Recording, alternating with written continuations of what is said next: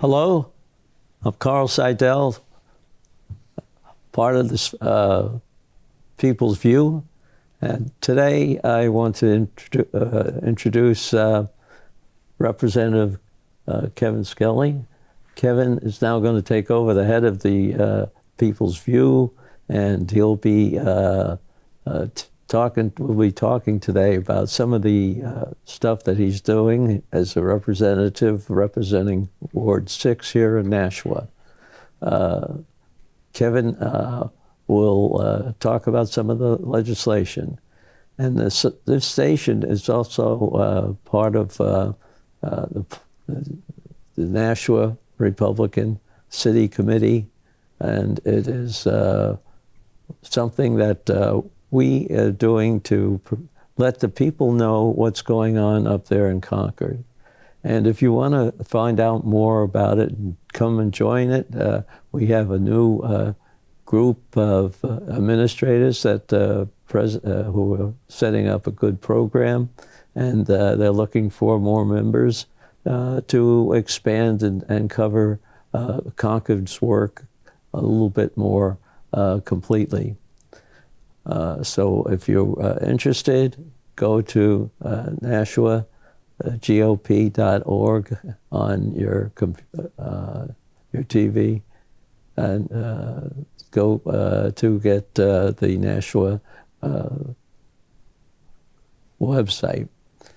Okay, Kevin, you've been handling a lot of stuff and you're in which committee? My committee is Department of Agriculture. Well, first, let me just say thank you very much for deciding to bring me on board here and to sharing what you've done in terms of the People's View.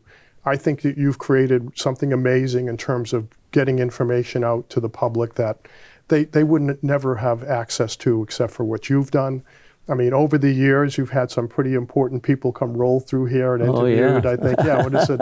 Was it Ron Paul? I guess you had Kelly Ayotte. Yeah. A lot of the luminaries, that folks running for president came through, and so you've had made a great public service to Nashua and to New Hampshire, which I think is great. So I think they're pretty big shoes to fill, but I will do my best, sir. Well, I'm sure you will, and thank you for the comments. It was very interesting in 2010 when was my second term, and we decided that would really push, and I hope we can do it again, because we went from 3 to 22 different representatives representing Nashua, and we were able to handle very serious money problems at the time. Right. Well, yeah, you had a much bigger hole than, we're not in a hole yet, right, but we're trying to take steps to make sure we don't get in that situation again. Well, it is interesting because it does seem like there's a political pendulum that swings here in New Hampshire, as well as in the United States. And it does seem to be swinging back towards conservatism. I would like the reality. That's what I call it too, because you know what, we have to follow certain formats, and it really is costly. Right. It is interesting because you look at our society, and sure, there's a lot of imperfect things about it, but I still think the United States is probably the best possible expression of political and the moral of probably any country that ever existed. And I always was afraid that some people were so ready to throw out what has been created by trial and error over 3,000 years to get to this point, and to think that they're smart enough to be able to say that all the mistakes that have been made, that they aren't going to learn from them, and they're going to start with a clean slate and start all over again. And I think that can be a recipe for absolute disaster. Well, it's a matter of getting the information out, too. We have a lot of people that are working at things that aren't elected, but they see problems, and they're trying to find out what really is going on to cause those problems. And that's one of the things that I wanted to have public.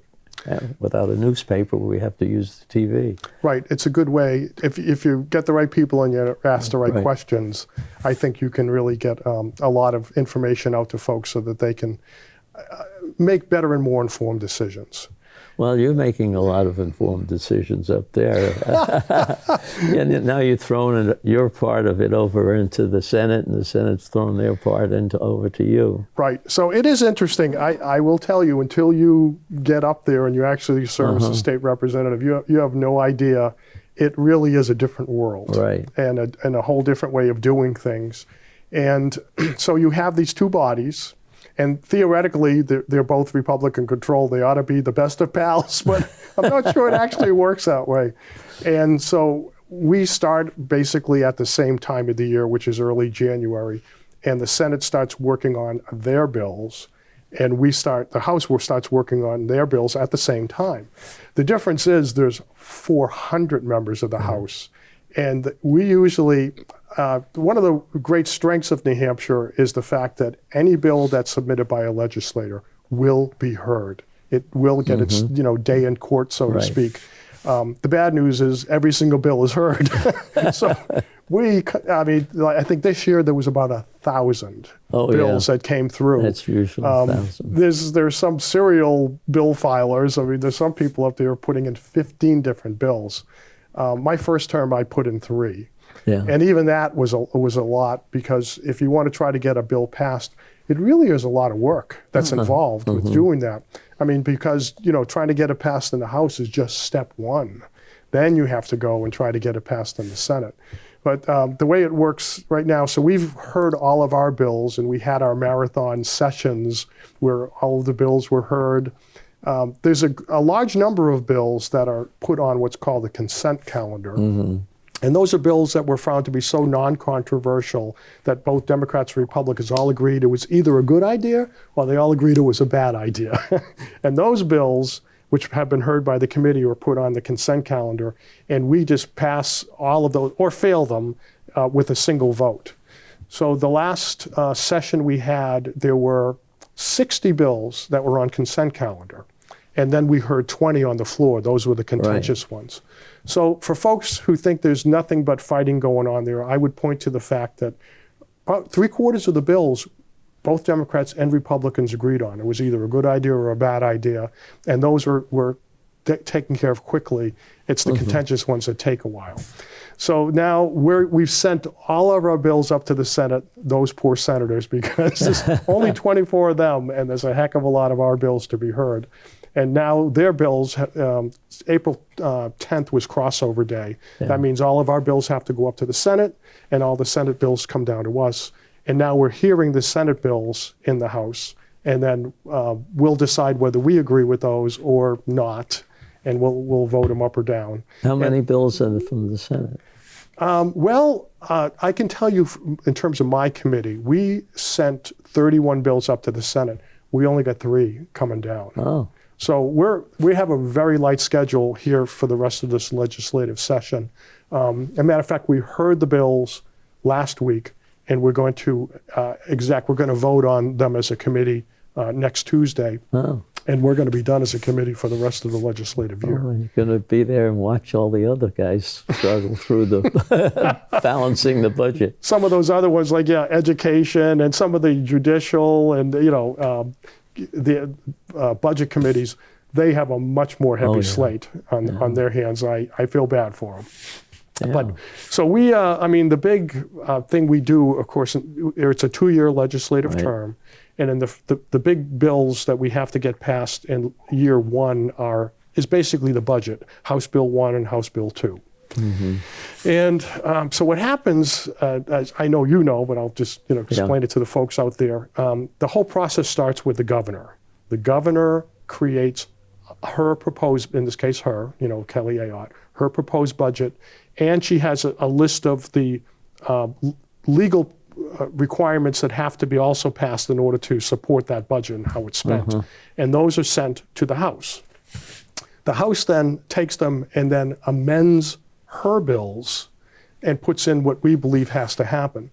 Now, from a budget standpoint, what happens is the governor has the first crack on it. She also has the least amount of up-to-date financial data. By the time it comes down to the House, 2 months have passed, and the House starts to see trends in the economy. Are things getting better? Are things getting worse? In this case, the House, the Ways and Means Committee, looked at what was happening here in the state and said the revenues are going to be down. It's going to be a tougher year than it was last year. And I think we came in about 400 million less in terms of what we thought we were going to get from tax revenue. Now, all of a sudden, we've got this gap now because the governor passed a bill at 400 million more than we think's coming in. Yeah. And of course, you know, as Republicans, we're very, very hesitant to ever raise taxes. So what we try to do then is to scale back the spending to meet what's coming in. And so we did that. So we have these legislative, the budget committees, and there's 3 of them that work 5-6 days a week, 8 hours a day to get to the point where they put this budget together, and then they present it to the whole body. Now, where I think some of the problems happen is that in addition to simply those things that are required to support the budget and the dollar spending by the state, they start putting in other things that aren't necessarily directly related to the budget because they like to get that stuff passed too, you know? So it feels a little, for want of a better term, a little swampy to me. Because like down in DC, they do this all the time. They make these giant, like Christmas tree bills, porculus, where there's 40 or 50 things all stuffed into one bill and it gets voted on. Normally, all of the bills we hear, they're heard one at a time, discreetly, separately, and we decide on those, except for the budget. And that's where a lot of things get stuffed in there. And what really happened was the more things you try to stuff in there, I think it's almost like a Jenga tower. The greater the chances the whole thing will fall apart and come down if enough people find, you know, if 10 people find one thing objectionable and they say, I'm not voting for it. Another 10 find this aspect, you know, thing that's stuffed in there objectionable. And when you start adding up 10 and 10 and 10 and 10, and suddenly you might have a majority of people voting against the whole thing. And we came pretty darn close to that when it happened. We heard the budget bill up there, and there were enough objectionable Christmas tree additions to it, porculus additions, whatever you want to call it, that it looked like the budget was going to fail. And somebody got up and made a motion to table the budget. And that's when things really got interesting, because when you table the budget, given that this was the last day that that bill could be heard, if we got to the end of the session and called the end of the session, it's dead, it's gone. In which case, we don't have a bill coming from the House up to the Senate.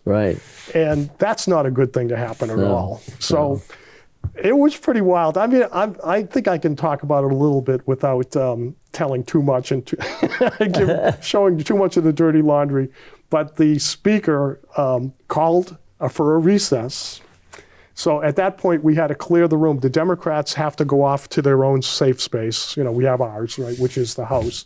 And then you have to turn off all of the speakers. There are external speakers. Like there's actually speakers in the bathrooms. Because if somebody calls like a roll call vote and you're in there, you got to get back to your seat. So they have to make sure all those things were turned off.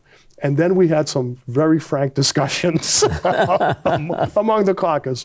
And there was a couple of voices raised, put it that way, to try to figure out what the heck was going on here. And we finally, enough of the group decided that we were going to make this happen.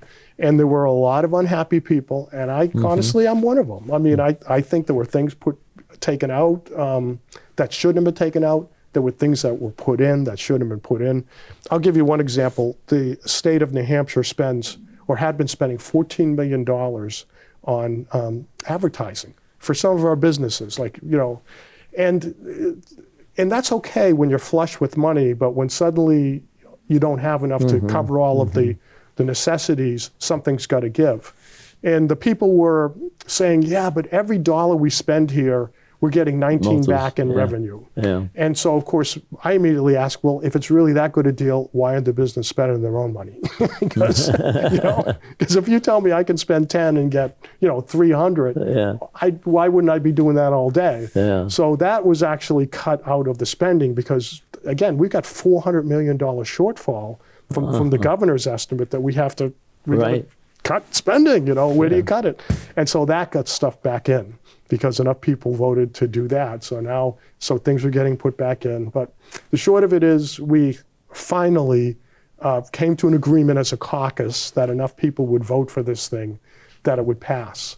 Because if it didn't pass, then all the things that the House wanted, including all those Right. stuffings and additions in there, they all don't. die. Yeah. And then the Senate, now all budget bills have to originate from the House. Right. So they do this legislative trick where they'll take a bill that the House passed and went up to them, they'll put a non-germane amendment to it, which is their entire budget to the bill, and then that gets sent back down to the House.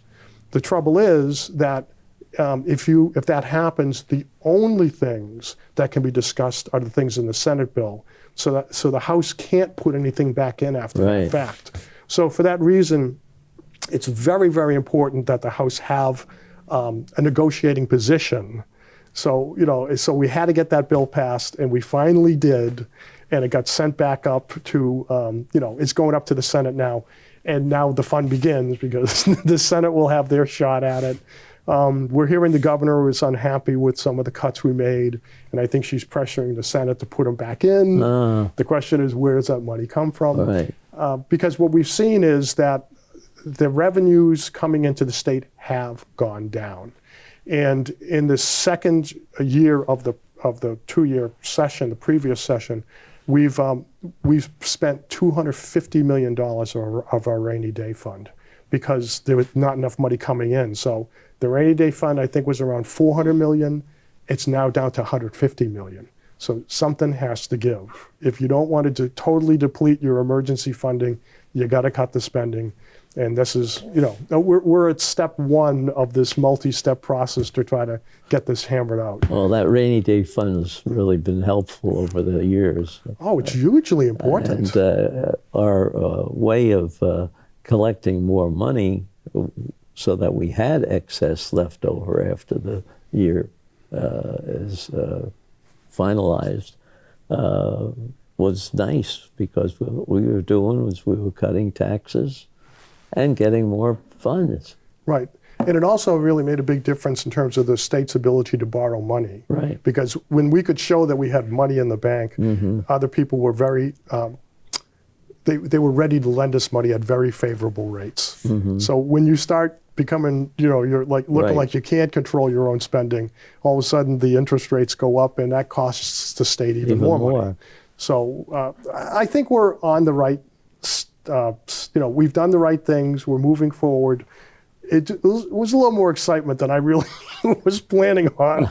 Well, there's always a little bit of excitement in this whole process. Being in there for as long as I was, I could see a lot. And you were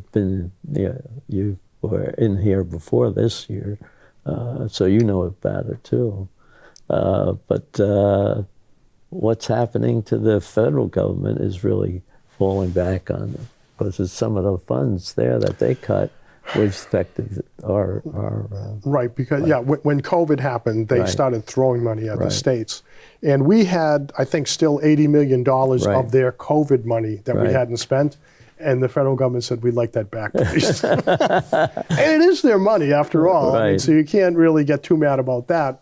But that money that we thought was in the bank suddenly ain't in the bank, and you got to make sure that you kind of live within your means. Well, we're kind of seeing what happens to the federal government with the way they spend money, and we don't want to get in that kind of situation. Well, that's such a mess. Well, of course, I mean, the problem is they get to print their own money. Right. We don't get to do that, but in a way, that's kind of a blessing because it forces us to live within our means. Right. Whereas the other people say, heck, we'll just put it on the credit card. And trouble is, they're not going to pay for it. Our children are going to pay for it. Yeah, that's true. And I don't want to leave my children in that much debt. I mean, it's already incredibly high, and I'm hoping we can finally get our act together here. It does seem like they're getting serious about finally cutting the size and spending in government. The government, yeah. Yeah, this Doge effort, led by Elon Musk.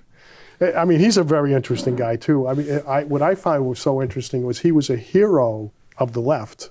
Yeah. I mean, I thought he's an amazing man in terms of what he's done in the industries he's created. Absolute genius.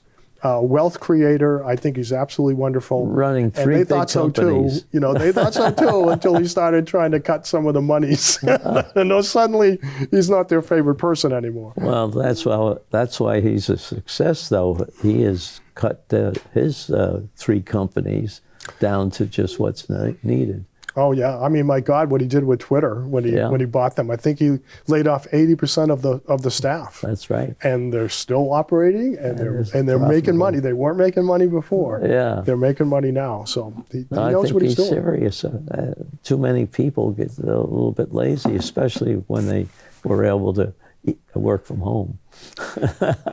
Now that's nice. I would have liked that myself. And I never had to. Well, I worked from home, but I also worked all the time. Right, but that was abused. I mean, it was amazing. Like, D.C. was a ghost town because they sent people home, and the crisis is over, but they weren't bringing them back. So that's another thing. Now they had lots of empty buildings. Yeah. Well, that's another thing too. They're getting finally realizing how many empty buildings there are, and they're cutting the leases, and they're not going to be, spending that money anymore, selling buildings they don't need. I'm very pleased with what's happening here. It's got to get a little messy. It has to get messy because we're in such bad shape. But I think we're going in the right direction now, and I'm very happy about that. Well, I think so too. But if we find errors, they can fix them. Mm-hmm. But it is hard to make a change in months when other people do it in years.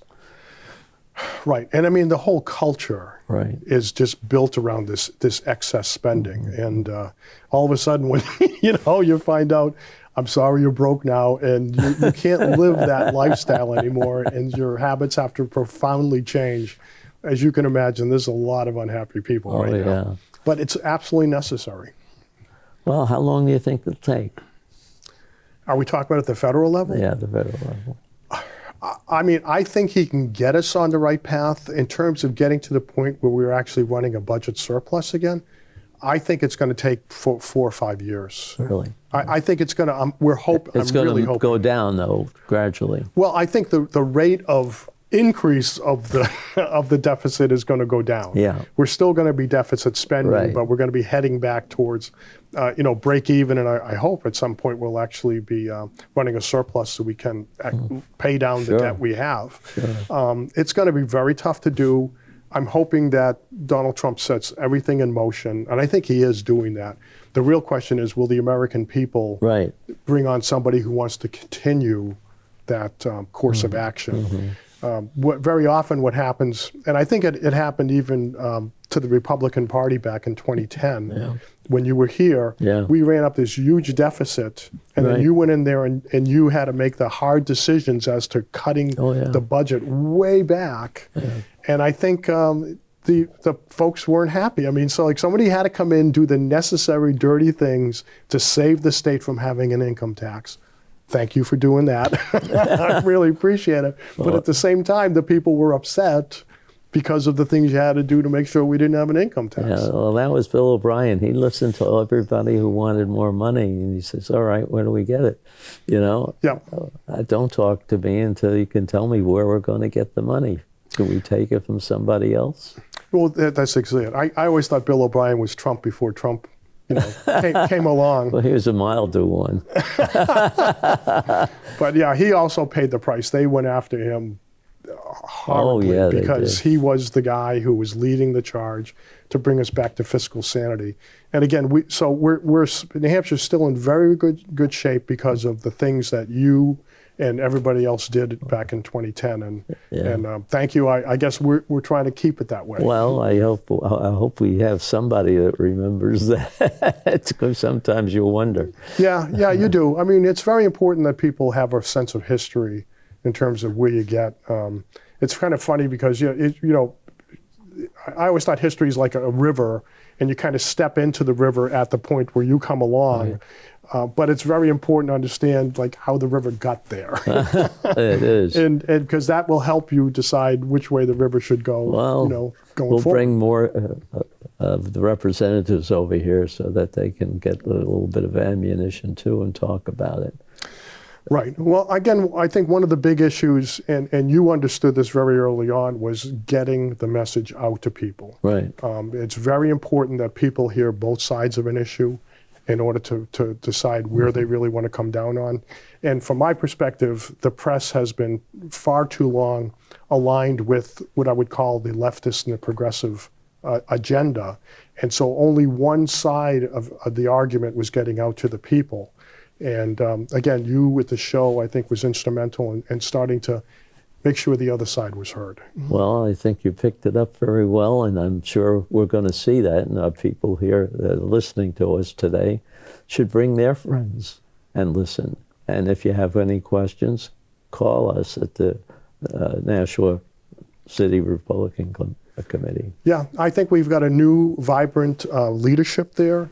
We're starting to bring some of the young folks in. Right. I think I'm very encouraged to see that the younger generation is starting to really resonate with this limited government, personal freedom. Right. I think that's wonderful.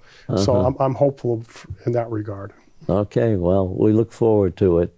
And thank you, and congratulations, and good wishes.